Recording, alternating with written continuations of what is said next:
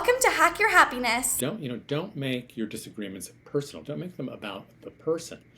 Make them about the ideas. Are you a teen or adult looking for more happiness in every day and ways to connect with people in your life? You've come to the right place. Hack Your Happiness is a podcast designed to bring you the behind the scenes of what brings iconic individuals happiness, plus their life hacks. I'm Mercedes. And I'm Anastasia. And we're the two teens behind Small Bits of Happiness. We're interviewing Olympic athletes, entrepreneurs, celebrities, and more. Throughout all of our episodes, you'll find great conversations, hacks that you can take away and try in your life, inspiration, as well as unique and surprising insights. Today, we are speaking with Stephen Petrow. My father was a writer, and he had a big impact on me. Stephen Petrow. Stephen Petrow. He's an award-winning journalist. Stephen Petrow. Stephen Petrow. So I want you to know you are the first interview I'm doing for this book. What's the difference between joy and happiness? And the curious thing about it is you can experience other emotions with joy. What are your top 3 tips for teens to find the joy in daily life? Being real, being open. So, how do you remain motivated throughout writing? If you sit down and you have your whole day with nothing on the calendar, it's like, where do I start? Welcome to Hack Your Happiness. Welcome, Stephen. Thank you, Mercedes. Thank you, Anastasia. I'm so happy to be with you.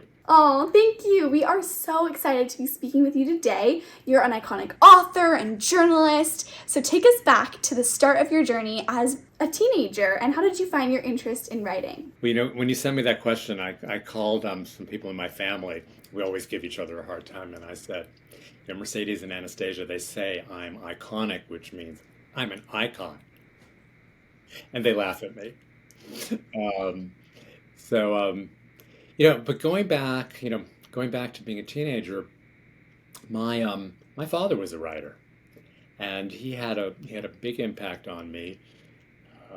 I saw that it gave him a life that he was very passionate about. He got to travel. His first book, he went to the Arctic, and he was on a United States Coast Guard cutter, and he took pictures of polar bears that were like romping around the ice.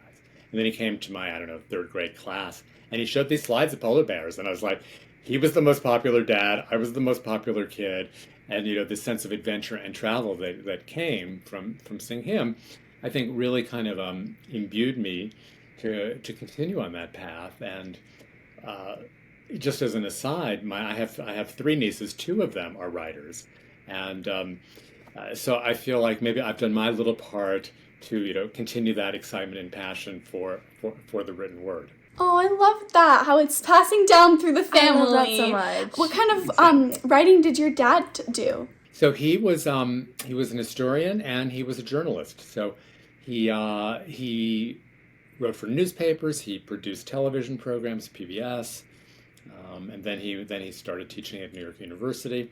And there was part of me that was always like, I never want to be like my father. And I certainly became like my father in some wonderful ways. Oh, I love that. Yes. And I think definitely writing can have so many challenges. And your journey sounds so amazing. You've written so many amazing essays, and your book is exceptional. But what do you think your most significant challenge has been on your journey, and how did you overcome this? I'll share something with you. Before this session, I was in a therapy session. And, so I have a new book coming out, and the therapist was asking me, well, how do you feel about that?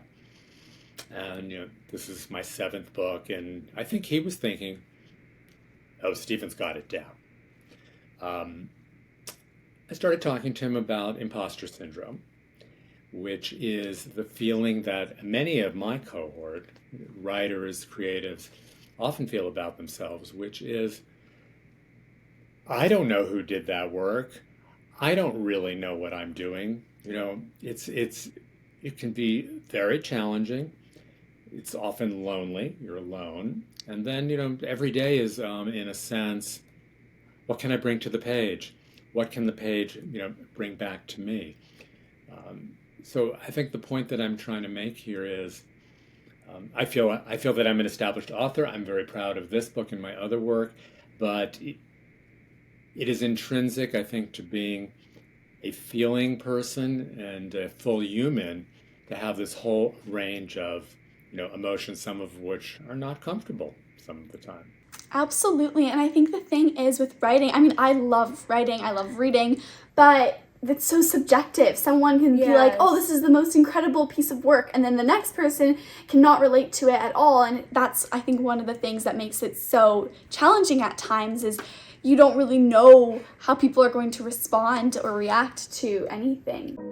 We just want to quickly say, check out our happiness wellness products designed by us for individuals of all ages to help you bring a small bit of happiness to your home with our tangible tips and tools. Check them out in the show notes. That's a good point, Mercedes. And when I write columns in the Washington Post, the letter writers on in the comments section are very open with their views, and I always say, and it is actually true, I embrace those who really disagree and hate my perspective as much as I do those who agree with me and support me. Part of what I'm doing as a writer is trying to find ways to break down those two groups so that we can talk more to each other. And I think that one of the challenges of our world and our country right now is we are so polarized. We don't know how to listen. We don't really know how to talk to each other, and we take affront and things that are not necessarily meant to do that. And part of my process with this book, or part of my learning with this book, was that if we can learn to be more vulnerable with each other, to open up, not only are we going to find more connection, but we're going to find those pockets and those spaces of joy that are within us and that take place between people. You have to be open to experience that type of connection, and connection is central to my search in this book. 100%. I love that so much. The depth and the connection that we have with other people, and like hearing their opinions and their feedback and taking that into our own work. And I think especially as teenagers, we can be very closed off to feedback, especially if it's not like positive. If it's a bit more negative or critical, we cannot want to hear it, or we can ignore it, or we can just say, oh, they don't like. I also think it's important though to be able to take it with like a grain of salt, saying this is towards my work, not towards me as a person or towards all of my writings. It's not exactly that aligns with exactly what they were thinking, and that's okay, because this isn't for everybody. This is for the people like myself who relate to it.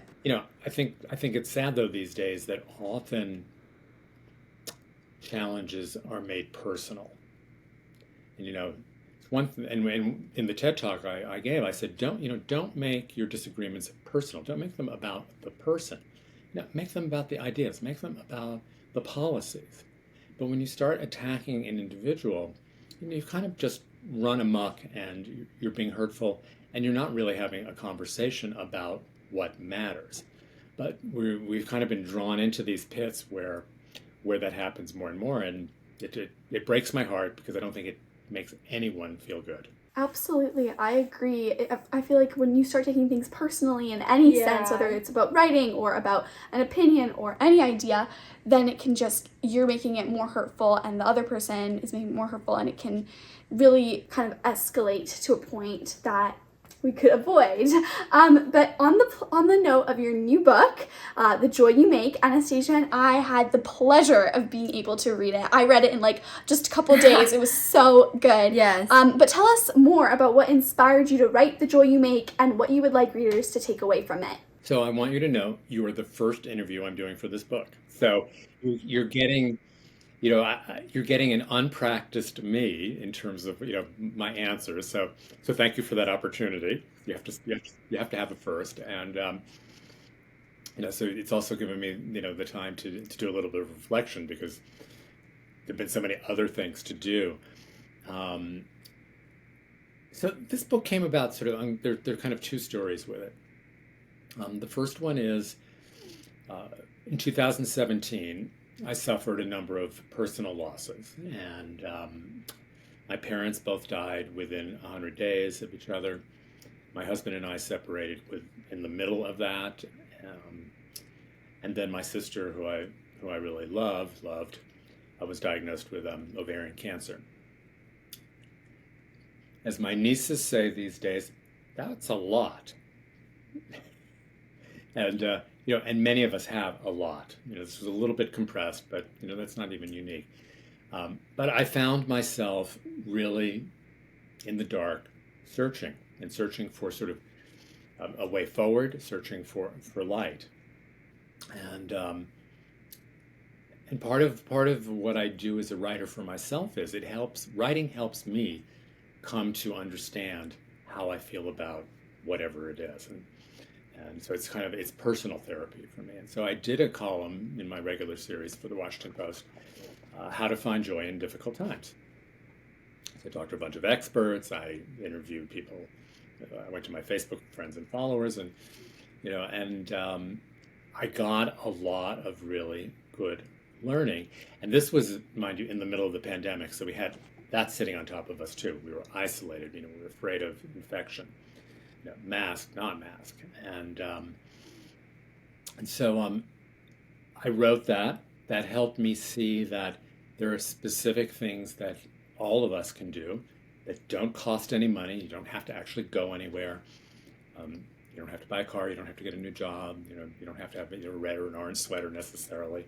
That it comes from within, and then people really gravitated to that column. And this is a time in the comments section where people started to be very open about their own challenges and how they were trying to find joy in their personal lives. And and there were people listed like so many different things.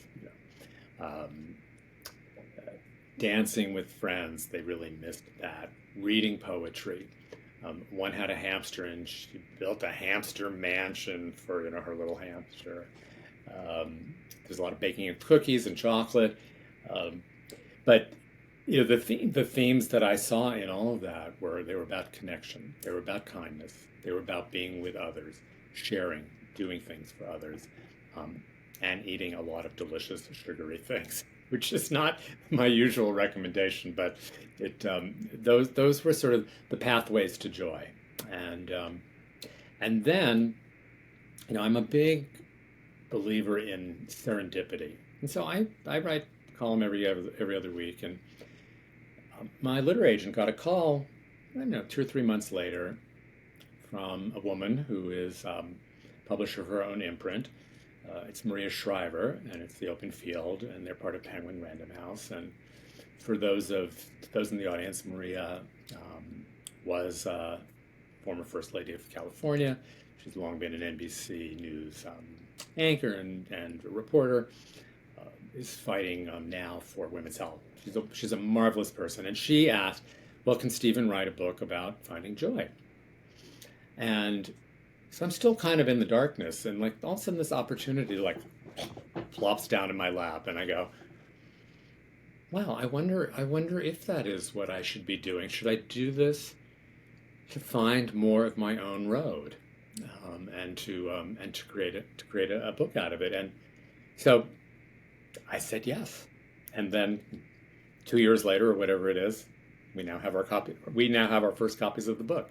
Oh, I love that. That's such a wonderful story because I think it's so relatable. So many people struggled during COVID, struggle on a regular basis. But I really love how, you connected with others through your passion of writing, and how, you're sharing now what has helped you and others and these experts that you've spoken with feel happier on a daily basis in a free and attainable way. Because I think that's the thing. It's like happiness is not this gate-kept concept that only a few people can access. That's very true. And I think the other sort of lesson in this was sometimes when we want something beautiful or joyful, we're reaching for it. We're trying to get it. I think of it as, I know this is a podcast, so others won't be able to see this, but I think of it as sort of the hands that are grasping to get. And I felt at that time, and this is a position I've tried to maintain, is the open-handed. Let it come, let it be. I'm not trying to control this. And I think that can be much more rewarding, because also we don't always know what it is that we really need or that is going to serve us best. Absolutely. Yes. It's all about searching for, like you said, the joy, looking for the good in daily life. Because And it's already there. I feel like just like having your hands open and seeing like what do you already have in your hands. You know, if there's a beautiful sunset or even just having a little bit of chocolate. I know that sometimes when we're having a bit of a rough day, chocolate's always a go-to. There's Exactly. a little bit of brownie mix yesterday. Yeah, yesterday I had to study for some exams and I was not happy about it. So we had to have some sweet treat to make it better. That's good. What grades are you in? I'm going into grade 11, so I have to start my SAT practicing. I'm going into grade 9. Okay. An exciting time and of course one where you have no insecurities about anything, right? Exactly. Yeah, it's a tough time as a teen for and sure. and especially during, COVID and Yeah. post-pandemic life. There's always so many stressors around on top of just the For natural change. But I do find it interesting how, like you said in your article that you wrote about that, how many people in the comments would then start writing about how, really finding those small things found so much more happiness for them. Like, like the hamster mansion. Like, I find that so funny, but, that's a really great way to, have that more happiness. You're doing Exactly. small things. And in your book and in a lot of your writing, you talk a lot about joy. But what's the difference between joy and happiness? Because a lot of teens and adults use this word interchangeably. And not just teens use it interchangeably. And friends that were reading the book and others in my life were like, that is one of their first questions. And I tell the story actually about my dad in the book, as you know, who was always when he would review or edit what I wrote, he was a stickler for defining your terms. And so as I was writing, the introduction about joy, I heard him saying to me, "Well, Stephen, what is joy? How is it different from happiness?" And so, it prompted a discussion early on in the book. From the readings that I've done and the research that I've seen and the experience I've had, they're cousins. They're both emotions. They are used interchangeably. If you get, is it 1600 on your SATs? Is that the top score still? Yep. That will make you happy. If you go on vacation with your family and you go someplace wonderful and you have a great time, you're going to be happy. Happiness is often driven by external circumstances. Joy is much more of a softer state of mind that persists over time. So one analogy I make is if you have a Twinkie or if you have a donut, you're going to get that sugary rush. It's going to happen, and then you're going to go down. That's happiness. If you have sort of that hateful multi-grain muffin, that's low in the glycemic index, high on fiber, it's a smoother and more satisfying experience over the long run. So that's part of it. I talk in the intro, and I just want to read this little bit. So again, this is sort of new to me, so I don't have this marked, but so I say happiness is eating a fudge brownie. Joy is making a pan of brownies to share. So there's something larger to it. Happiness is buying the red sports car you've always wanted. Joy is the experience we get from traveling. Happiness is the wonderful kiss. Joy is the sense of connection or intimacy that comes from being with someone. So I think you can start to see, how joy is a deeper emotion, one that can last longer. And the curious thing about it is, you can experience other emotions with joy. Not so much with happiness. It would be hard to be, while you're happy over your SAT score, to be grief-struck at the same time. Let's say your hamster died. But as I've learned both in my life and research, joy and sorrow do coexist. And as my sister's illness progressed, our family had so many deep, powerful moments as a family that would not have happened, had we not been spending so much time. And so while our hearts broke when she finally died last year, we were so grateful for that experience of being a family, of feeling connected to each other in an experience that is painful and lonely. So that's some of the differences. That is, I think, such a great explanation, because I think that a Yes. lot of people, like, even if you Google joy and happiness, it can get very messy and confusing, and I've even been confused at times, but I think that your comparisons and your examples are so tangible, so thank you, because as we were reading your book, I was like, wow, like, I finally kind of get it. The examples, I Yeah. think, between those two are really on the spot for those, so I think that's helpful to a lot of people. Well, thank you.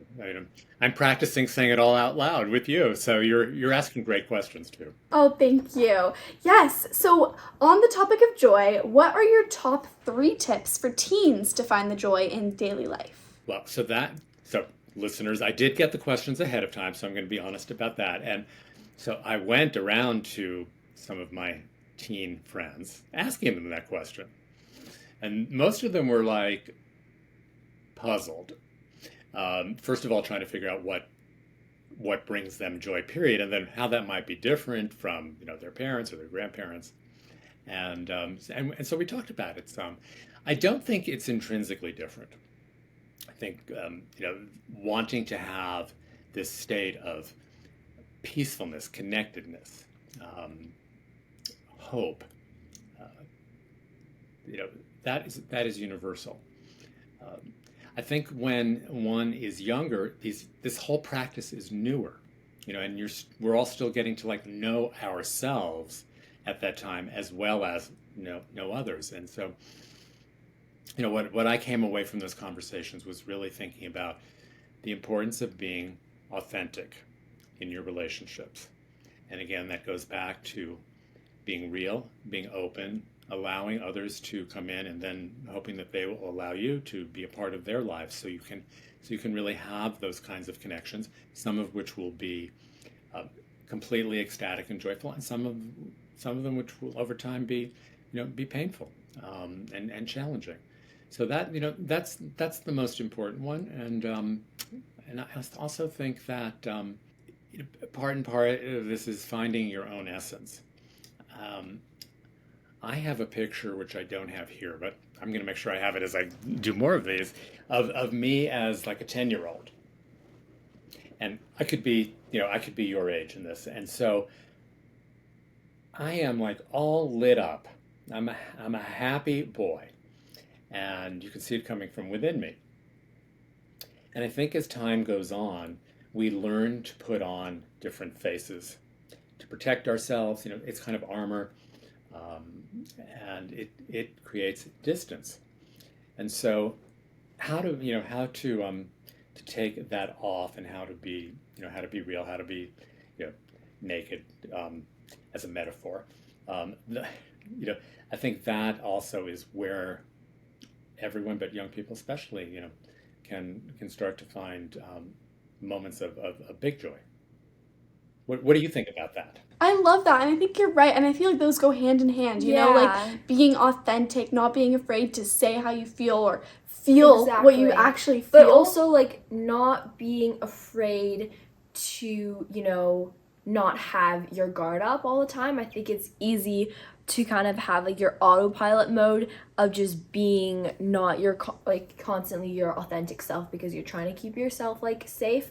But like, sometimes it can be a bit scary, but like pushing yourself to like get out there more and to show people who you really are. And even if that means that you're going to get hurt, even if maybe some of your friends decide that you've become too much, but that means that they're probably just not meant for you. Yeah, right? So I agree. And I think that, as you said in your book, like being close with someone and sharing your emotions, it builds that connection. Yeah. And if you are always very shallow and surface level, it's hard to, become closer with your family, build good friendships and good relationships. And so then that's really a key to that connection, which is really the key to feeling more joyful and more happy in a bigger picture. A+. Thank you. Thank you. Yeah. So in your book, in The Joy You Make, you mentioned that you've lost a lot of people in your life, just like you talked about now, as well as how you beat cancer yourself. But what is your advice for teens who are also going through a challenging time and help focus on the positive? All of us have challenging times throughout our lives, and I remember when I was in high school, the most challenging thing to me was a breakup. Um, Looking back over my whole life, that was probably not the most challenging thing. But you see things from where you are. You see things from the perspective that you have, and also from the emotions that you have. And as we go through life, we sort of we learn more about how we respond to challenges, and we develop skills, and we learn that, my gosh, we're resilient. We did that. We can probably do this. So that's a big part of of what happens, and resilience is a great life skill. It's a great aspect to know about yourself, because then you go into completely different circumstances, and you've gotten through some other things, and so you can pull those lessons in. I was 26 when I was diagnosed with cancer. Young as people go for having cancer, and I would be the first to say I didn't know whether I had any of those skills. I had been a very good student. I had been rewarded. Everything had sort of come easily to me. Well, now I had this really scary, challenging thing that also was out of my control, and I had to hunker down, and I suffered, and I did, a lot happened, but then fortunately I came out on the other end, and I not only was I then healthy, but I had learned so much about myself. I had learned an awful lot about relying on others. It was kind of hard for me as I described myself like I was kind of a jerk, and I didn't rely on people, and I thought I could do everything myself, blah blah blah. Well, that wasn't true, and and that's a good lesson to have learned, and in a way that sets the pattern for me in terms of vulnerability, connection. There was something about I remember when I was in the hospital just throwing up in front of some close friends. It was real, and they were real back with me. Oh, yeah. I mean, that is so young for having cancer, and I can't imagine, like, how challenging that must be. And I know a lot of teens go through, like you said, everyone has challenges, whether it's that you're sick, someone you love is sick, or maybe it's a totally different challenge that doesn't have anything to do with your health, but everyone has a challenge. And so, first of all, also recognizing, like you mentioned, and it talked about in your book, like, joy can still coexist. So just because you're going through a time of struggle doesn't mean you should say, well, now I'm never going to feel happy or I'm never going to feel joyful, because it can coexist. So focus on, however possible, what's in your control and what can you do tangibly, whether that be maybe you're going to help others, maybe you're going to volunteer your time, maybe you're going to spend more time with a loved one who's sick, whatever you can do within your realm of control to build that joy, because it is possible. So don't shut it off. And also, like you said, you can focus on building that trust with yourself and focus on, what have I learned from challenges previously, and what am I going to be able to take from this in the future. I love that, because I feel like challenges can definitely be moments where we're like, oh my gosh, I don't know like how I'm gonna get through this, and kind of once you push through that, there's always going to be a lesson on the other side, and kind of saying and going through the challenge, knowing, almost taking like a step back, like 5 years in advance, and saying, what am I going to learn from this, and how do I kind of make the most of it while I'm going through this? Right. And I think that's a separate lesson that came to me, because at that time, all I wanted to do was I wanted to get to the end of this treatment cycle and go forward.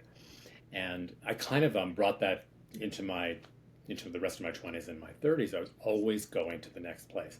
I was not being present where I was. And so when you're not really anywhere, it's disconcerting. There's not a strong foundation there. And it kind of goes back to the wanting, the grasping. Well, I want this in the next iteration. And over time, I have learned, and in part it's through this meditation teacher in Toronto. His name is Jeff Warren, and he does a guided meditation every Sunday night on YouTube that's free. It's called the Do Nothing Project. And it's learning how to just do nothing, lie around, listen. You can meditate if you want, but not do. And at first, that is like so hard because we're really trained to always say, we're listening to something, we're on a device, we're this, we're that. And for these like 30 minutes, you're just kind of being. And when you can eventually learn to be, that's a very beautiful place to be. But I'm still challenged by it. 100%. And I think that even goes back to that authenticity piece, like being with your own thoughts and how am I Yeah. actually feeling, and not having thousands of distractions pulling you in different ways and indicating how you feel, rather than just like spending time Exactly. with you and being with your thoughts and being okay with And I that. also think that sometimes when, social media as well, we're reading something and we feel like we want to almost like adapt ourselves and like pick up different pieces of different things, which is I think totally normal for us as humans, is like we want to adapt and take on things that are in our environment. But I think sometimes that can not always make us the most authentic because we're trying to start being something that we're not entirely.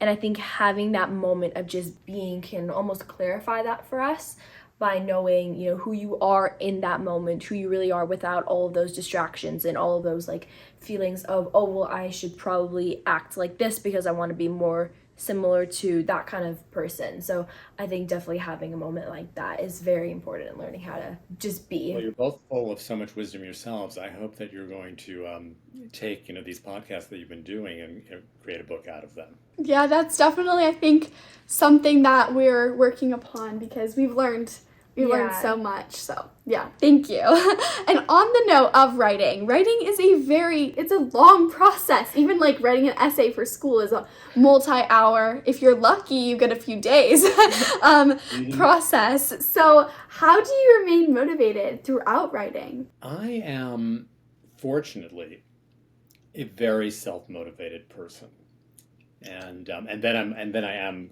terror-driven by deadlines. So the two of them basically work hand in hand for me. And so now that I'm writing full time, which I only started doing about 12 years ago. I actually had a job in publishing that was kind of like 9 to 5, and then I would be writing on weekends, late at night. That was much harder to carve out that time. But now I structure a day. I learned this from other writers because if you sit down and you have your whole day with nothing on the calendar, it's like, oh, well, where do I start? And 8 hours, 10 hours, that's a lot of time. I think I'll go for a walk now. So I create a calendar. I get up at 6:30, feed the dog, walk the dog. I meditate. I take breaks that are scheduled throughout the day. So it's like there are class periods throughout the day that just helps me stay on track. And then beyond that, I really love what I do. So it's very rare that there's a day that I'm dreading. Sometimes the beginning of the day is hard, and what I've learned to do at the end of a day is, when I was working on the book, for instance, when I get to the place that I'm stopping, I would then write a note to myself. Here's where you are, and here's what you're thinking of where you're going tomorrow. So I didn't have to come there and think, well, what am I going to do now? What was I thinking? I can at least refer to that, and I can disagree with it maybe, but it usually gives me a good prompt to go forward. So like setting yourself up for success, right? I like that. I think that's a great hack because I think when we don't have a structure, like you said, everything just seems like so messy and all over the place. But if you give yourself a to-do list, or if you give yourself like a checkpoint throughout the day, that's so like helpful and easier to grasp exactly where you're at. And I do want to make the point that that's what works for me. Certainly not all writers, not all creatives like structure. They like the looseness, they like the flow. And so I think the challenge is, finding out who you are, what works for you, and what doesn't work for you. And I don't, I probably came to this 10 or 15 years ago, so I had plenty of years of going in circles and what am I doing? I did learn around then, when you get confused in the middle of a project, whatever it is, it's called the middle muddle. It has a name. It's a stage. It ends. I love Oh, that. I love yes. kind of just knowing like it's okay. It will end. Right now it's just a bit of a difficult time of like coming up with ideas and like getting through it, but if you just keep going and having that discipline, it will get better. And I also, what I really like about this is, you know, if you are being creative or if you're just trying to be more productive and structure your day better, give it a try. Give the structure Yeah. a try, and then Try if that different structure doesn't routines. work, maybe go for more of a free-for-all. Like, just test things out and see how it Yeah. goes.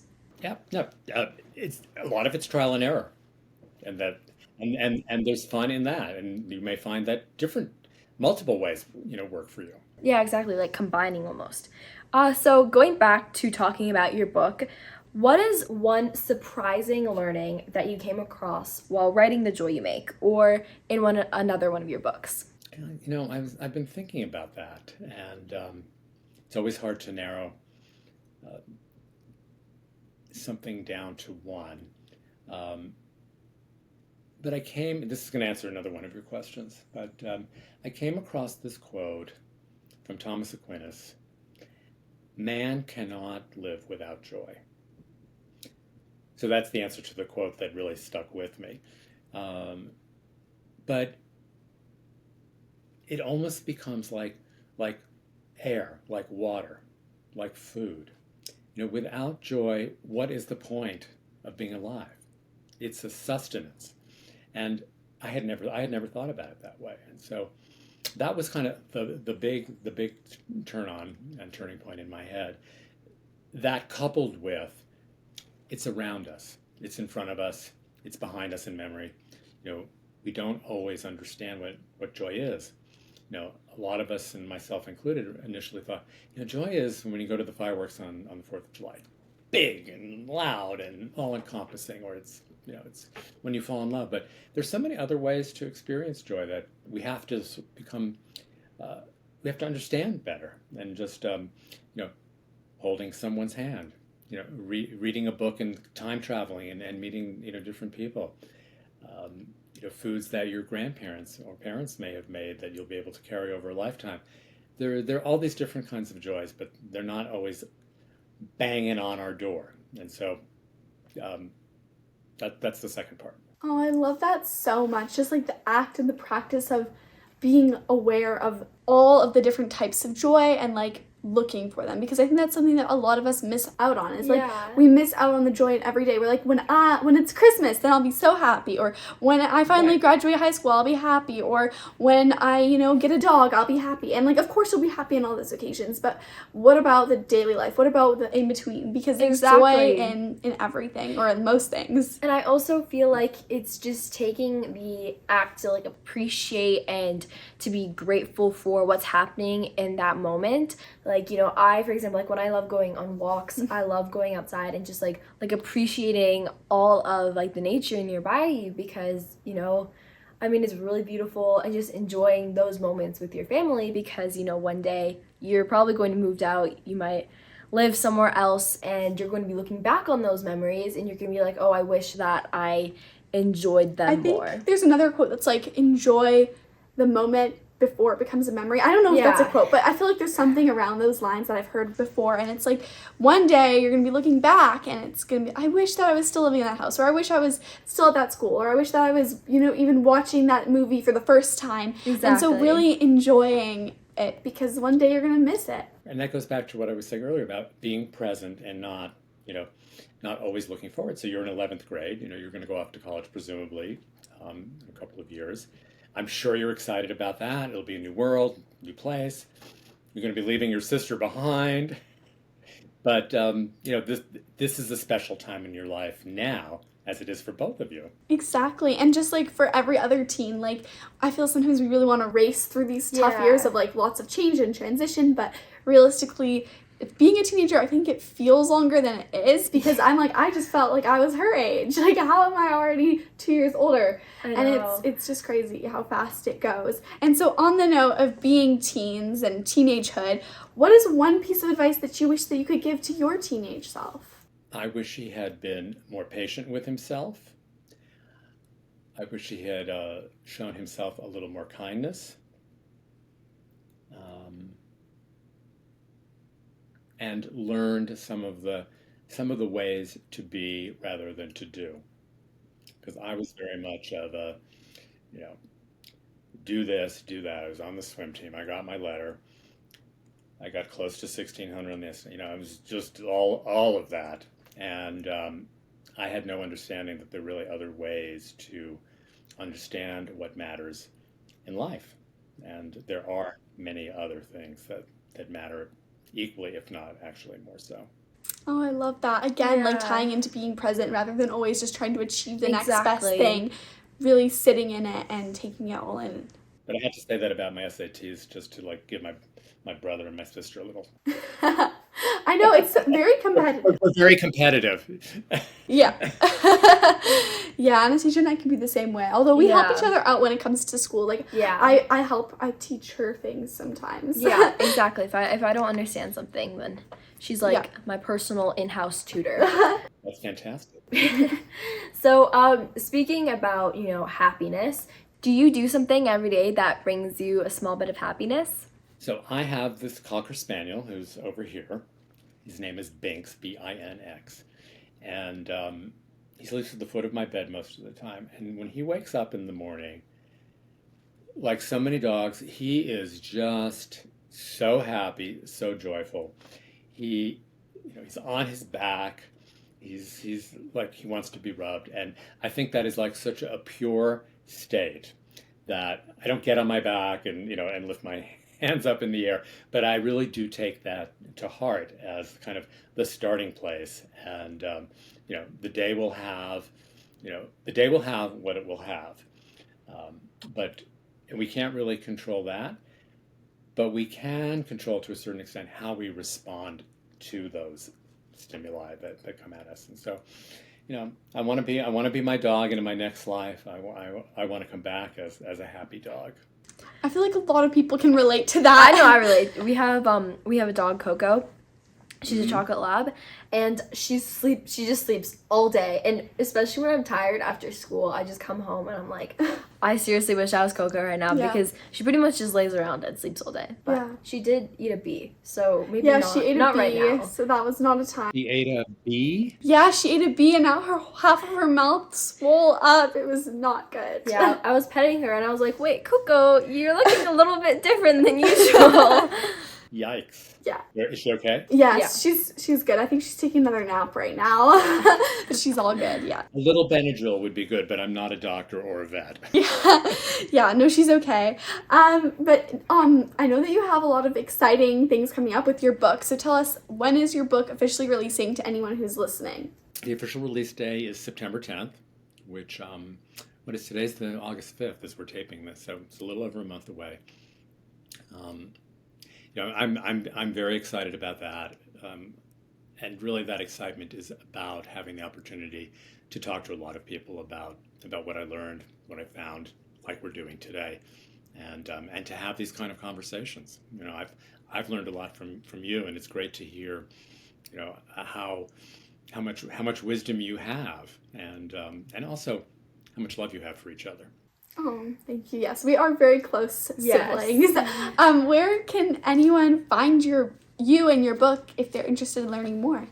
My book will be found everywhere that fine books are sold, from your local bookstore, which I'm always a proponent of, to bookshop.org, to Amazon, all kinds of places. And I can be found by my name, Stephen Petrow, stephenpetrow.com. It's on Facebook, Twitter, X, so on and so forth. So I'm not hard to find. Amazing. Well, thank you so much, Stephen, for joining us today. It's been such an amazing experience speaking with you, especially after we read your book. We were so excited for today. So thank you. Thank you both. Thank you so much for listening to this week's episode of Hack Your Happiness. And thank you so much for Stephen for joining us today. Anastasia and I read Stephen's book, The Yes. Joy You Make, and it is such a good book. Seriously, you will enjoy it as well. And so it was such a pleasure to speak with Stephen today. Anastasia, what was your biggest takeaway? I think my biggest takeaway was definitely to be present, because sometimes it's so easy to get caught up in daily life and, hoping to be at another point, or for it to be Christmas or a birthday, or, for tomorrow because you're hanging out with your friends. But, just enjoying the moment that you're in right now before it becomes a memory and you're wishing to be back there, and appreciating even those challenges that you might be going through, because in the future, you never know what's going to happen, and just enjoying everything. What about you, Mercedes? I love that. And one of my biggest takeaways from today and from Stephen's book is the fact that you can find the joy, and joy coexists with other emotions, including negative emotions. So if you feel sad, don't shut yourself off from looking for the joy in every day, because you can still feel happy even when you're sick, someone you love is sick, maybe you're struggling academically or socially. Like, there's always going to be a challenge at hand, but we can still feel happy and still feel joyful alongside that. If you enjoyed this week's episode of Hack Your Happiness, please leave us a 5-star review from wherever you're listening. It really helps us out, and we really appreciate it. Also, be sure to join our happiness family. We'd love to have you, and it's totally free, and you can do that by following Hack Your Happiness on whichever podcast listening platform you're on now. See you next time!